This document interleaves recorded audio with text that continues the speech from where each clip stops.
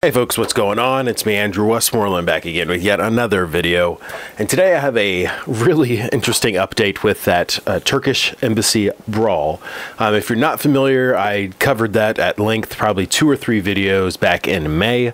They actually were my best videos ever, and I got 100,000 views from one of them.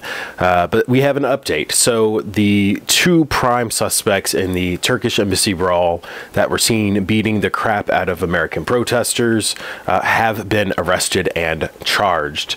So this is fantastic news. Now, the 2 suspects that have been charged are Yildirim of New Jersey and Sinan Naran of Virginia.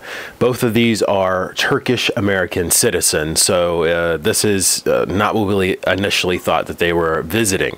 These are American citizens that were in support of Erdogan, that were also beating the anti-Erdogan protesters. In a twist on this story, an additional 12 people have been charged with crimes, and DC police have indicated that they believe that all of these individuals are in Turkey. So, I mean, that's more symbolic than anything else at this point. Obviously, if they're smart, they won't come back to America. And I'm sure Erdogan and the Turkish government will protect them as best as possible. Interestingly, Erdogan has made a statement about this action and is, of course, condemning it. So, I mean, if you've seen the video, obviously this is what happened. And it's kind of interesting that it took this long for action to take place. But the interesting thing about this is that federal law enforcement, as well as DC PD and the Secret Service, were working in tandem together to essentially identify all of these individuals who assaulted the protesters. Now, they used facial recognition, they used still photos, and they painstakingly went through all of the footage to identify each one of these suspects. And it's just really, really interesting that it came down to this, that they finally have made some progress. So I'm very pleased so far. Again, you know, my only criticism is, why did it take so long?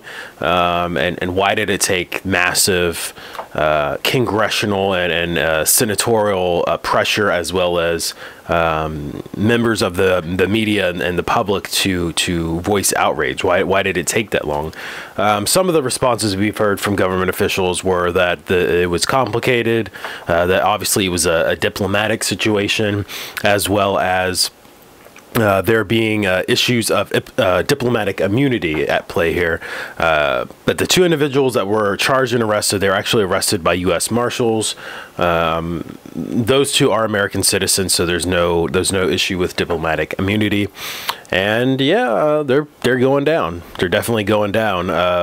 There's video evidence of them beating people severely.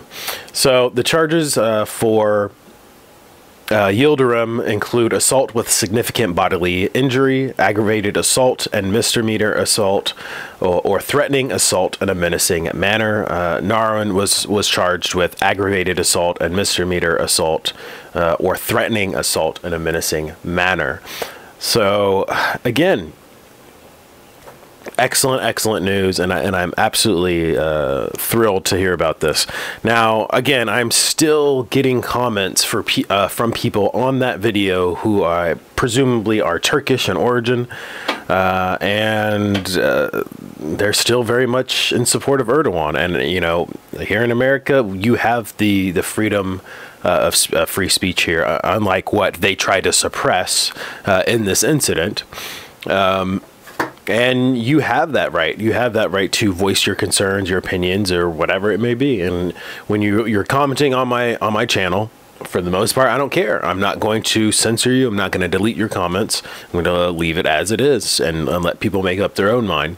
But I'll say this: do better. You know, just because you're used to brutality in your country, that it's okay to beat people down for voicing their opinion, you can do better. You know, this is 2017. There's no reason for savagery in the modern world. you can do better. And when you visit somebody else's country, you don't cause incidents like this. And all the excuses you made, oh, the DCPD and the Secret Service and all that, they weren't protecting Erdogan enough. These protesters were nowhere near Erdogan, nowhere near. They were more than 200, 300 feet away, way across the street. It was a non-issue. Erdogan, like I said in that video, it's very a high probability that Erdogan ordered his security detail to go attack the protesters, and that's what started this. There was no self-defense like some of y'all are trying to claim. It just didn't happen.